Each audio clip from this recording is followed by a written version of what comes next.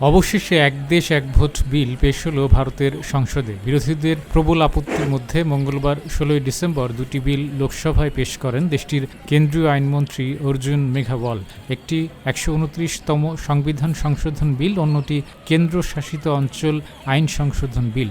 বিরোধীরা একযোগে এই দুই বিলেরই বিরোধিতা করেন। তাদের বক্তব্য, এই বিল সংবিধানের মূল কাঠামোয় আঘাত হানছে ও সাংবিধানিক আদর্শের পরিপন্থী। তাছাড়া প্রশ্ন উঠেছে বিল পাশ হওয়া নিয়েও।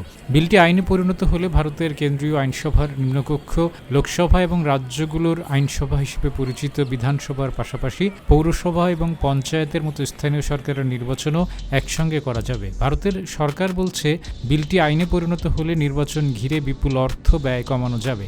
এছাড়া বেশি সংখ্যক নির্বাচন আয়োজনের কারণে উন্নয়ন কর্মকাণ্ড যেভাবে স্থগিত হয়, নির্বাচনের সংখ্যা কমে আসলে উন্নয়ন কর্মকাণ্ডও এগিয়ে যাবে। সংবিধান সংশোধন বিল পাশ করাতে গেলে দুই কক্ষে 2/3 সদস্যের সম্মতি প্রয়োজন, যা রাজ্যসভায় সরকার পক্ষের নেই।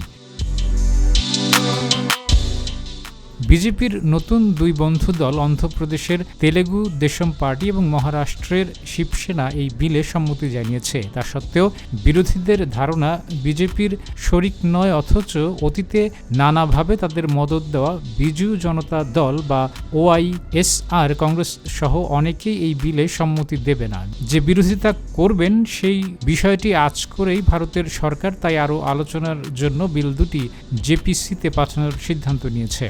সংখ্যাগরিষ্ঠতার সুবাদে সেই কমিটিতে শাসক দলের সদস্যরাই বেশি থাকবেন। 90 দিনের মধ্যে জেপিসিকে বিল সংক্রান্ত চূড়ান্ত রায় জানাতে হবে। সংবিধান সংশোধন বিল পাশ করাতে গেলে সংসদের দুই কক্ষে 2/3 সদস্যের সম্মতি ছাড়াও দেশের মোট রাজ্যের অর্ধেকের অনুমোদন প্রয়োজন।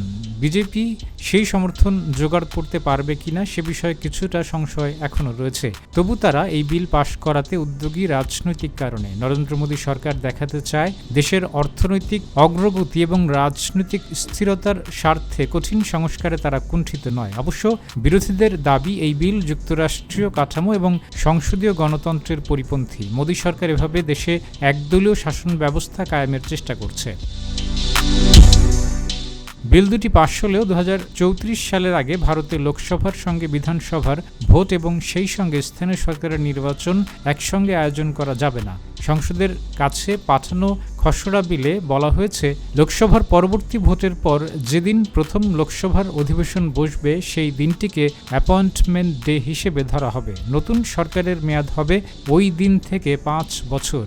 ওই সময় থেকে প্রস্তুতি নেওয়া হবে পরের লোকসভা ভোটের সঙ্গে সব রাজ্যের বিধানসভা ভোট করানোর। পরবর্তী লোকসভার ভোট 2029 সালের এপ্রিল, মে এবং জুন মাস নাগাদ হওয়ার কথা। সেই ভোটের পর লোকসভার প্রথম অধিবেশন যেদিন বসবে সেদিন থেকে 5 বছর হবে ওই সরকারের মেয়াদ।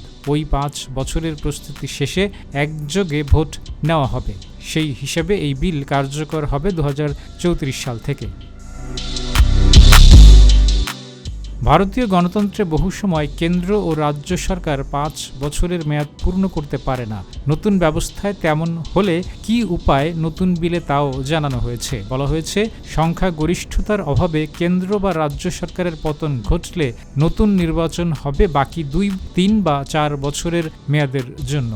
এক দেশ এক ভোট নীতি চালুর দাবি বিজেপির বহুদিনের। এই নীতির পক্ষে বাজপেয়ী সরকারের আমলেও অবস্থান ছিল। এত বছর বিজেপি যা করতে পারেনি, নরেন্দ্র মোদী তা করতে আগ্রহী। সেজন্য সাবেক রাষ্ট্রপতি রামনাথ কোবিন্দের নেতৃত্বে তিনি একটি কমিটি গঠন করেছিলেন। সেই কমিটিও এই নীতি রূপায়ণের পক্ষে মত দেন। এখন দেখার বিষয়, মোদী সরকার লক্ষ্য পূরণে সফল হয় কিনা। কাজী ইমদাদ, GTV নিউজ।